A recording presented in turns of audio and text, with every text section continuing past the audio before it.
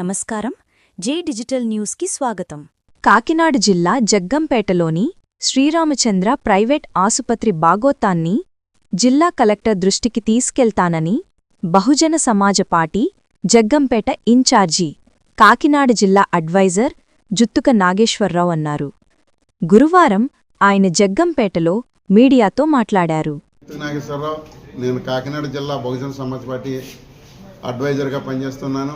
అయితే ఈ జగ్గంపేటలో మరి ముఖ్యంగా ఈ ప్రెస్ మీట్ పెట్టడానికి గల ముఖ్య కారణం, ఇటీవల జగ్గంపేటలో శ్రీరామచంద్ర హాస్పిటల్లో జరిగినటువంటి సంఘటన పాత్రికేయ మిత్రులందరికీ తెలుసు.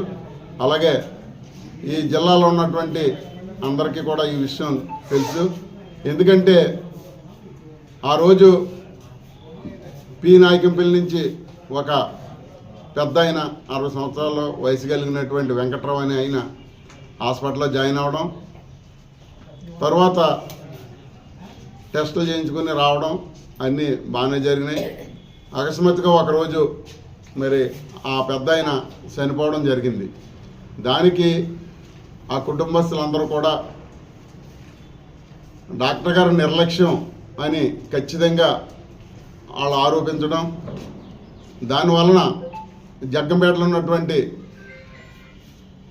విలేకరు సోదరులందరూ కూడా అక్కడికి వెళ్ళి సమస్యను కుటుంబస్తులను అడిగి తెలుసుకుని ఉంటే వారు కూడా దీనికి సావుకి కారణం డాక్టర్ గారి నిర్లక్ష్యం. ఎందుకంటే డాక్టర్ గారు హాస్పిటల్లో లేరు, అక్కడ ఉన్నటువంటి ఒక కంపౌండర్కి చెప్పి ఫోన్ ద్వారాగా ఇలా చేయమని చెప్పడం వల్ల వాళ్ళు అలా చేయడం, ఆ వ్యక్తి చేయడం వల్ల చనిపోయాడని పక్కాగా వాళ్ళు చెప్పడం జరిగింది. అయితే ఈ విషయం మీద నేను గ్రీవెన్స్లో ఒక లెటర్ పెట్టడం జరిగింది. ఆ లెటర్ ఏంటంటే, ఈ హాస్పిటల్లో ఇదే మొదటిసారి కాదు, గతంలో కూడా ఇలా జరిగింది. ఇందులో అవైలబుల్గా డాక్టర్ ఉండట్లేదు, కాబట్టి డాక్టర్ ఉండేలాగా మీరు చర్యలు తీసుకోవాలని డిఎంఎండ్హెచ్ఓ గారికి నేను చెప్పడం ఆ లెటర్ ద్వారా జరిగింది. అయితే దాని నిమిత్తం వారు వచ్చి డిప్యూటీ డిఎంఎండ్హెచ్ఓ గారు పెద్దాపురం వారు వచ్చి ఎంక్వైరీ చేసి వెళ్ళిపోవడం జరిగింది. అయితే ఆ ఎంక్వైరీ చేసినప్పుడు కూడా మరి కొంతమంది విలేకరు సోదరులు వచ్చారు, వాళ్ళకు కూడా పూర్తి సమాచారం ఏ ఎంక్వైరీ చేశారో కూడా తెలియకుండా వాళ్ళు వెళ్ళిపోవడం జరిగింది. ఆ తర్వాత నాకు మళ్ళీ రిటర్న్ ఇవ్వడం జరిగింది లెటర్. ఏమని ఇచ్చారు? డాక్టర్ గారితో తప్పులేదు, డాక్టర్ గారు నిర్లక్ష్యం కాదు, అందులో క్వాలిఫైడ్ డాక్టర్స్ కానీ క్వాలిఫై ఏఎన్ఎంలు కానీ పనిచేస్తున్నారు, మీరు చెప్పింది తప్పు అనేటువంటి రీతిలో నాకు మళ్ళీ వాళ్ళు రిప్లై ఇవ్వడం జరిగింది. మరలా నేను వెంటనే ఆ రోజు ఏదైతే జరిగిందో ఇన్సిడెంట్ దాన్ని వీడియోలు ఆ కుటుంబ సభ్యుల మాట్లాడి ఆఫీస్కి పెట్టడం జరిగింది. మరలా ఇంకొక లెటర్ రెండోసారి మళ్ళీ వేయడం కూడా జరిగింది.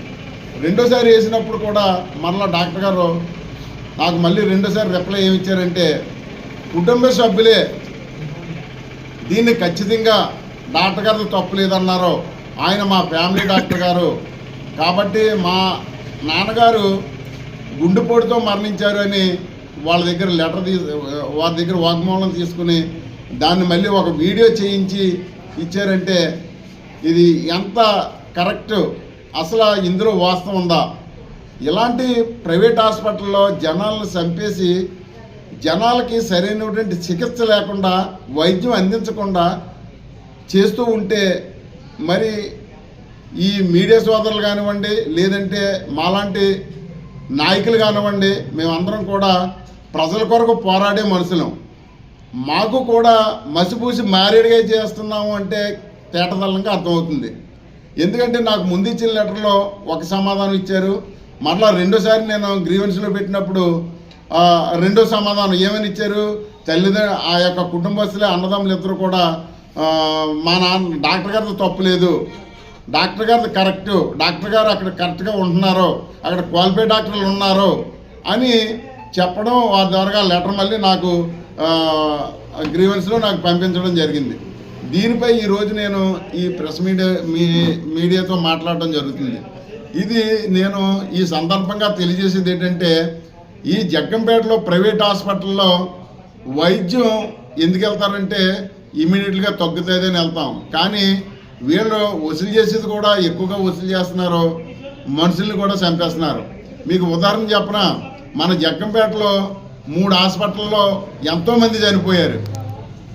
ఆ 3 హాస్పిటల్ పేర్లు కూడా చెప్పాలంటే చెప్పగలను, కానీ చెప్పట్లేదు. ఎందుకంటే వాళ్ళు తెలుసుకోవాలి దీనిపై అధికారులు ఎంత నిర్లక్ష్యంగా వహిస్తున్నారు అంటే చెప్పలేనంత నిర్లక్ష్యం. విలేకరు సోదరుడి దగ్గర కూడా ఆ రోజు ఆ కుటుంబస్తులు మాట్లాడినటువంటి వీడియోలు ఉన్నాయి, ఒకసారి మీరు పరిశీలించండి.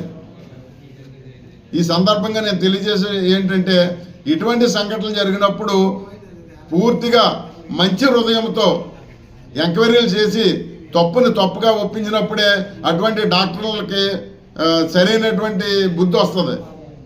లేదు అంటే మీరు ఇలా కప్పిపుచ్చుకుంటూ పోతే ఆయన ప్రాణాలు చేసుకుంటూ వెళ్ళిపోయి లక్షలు చేసుకుంటుంటే ఆ లక్షలు ఎక్కడయ్యి?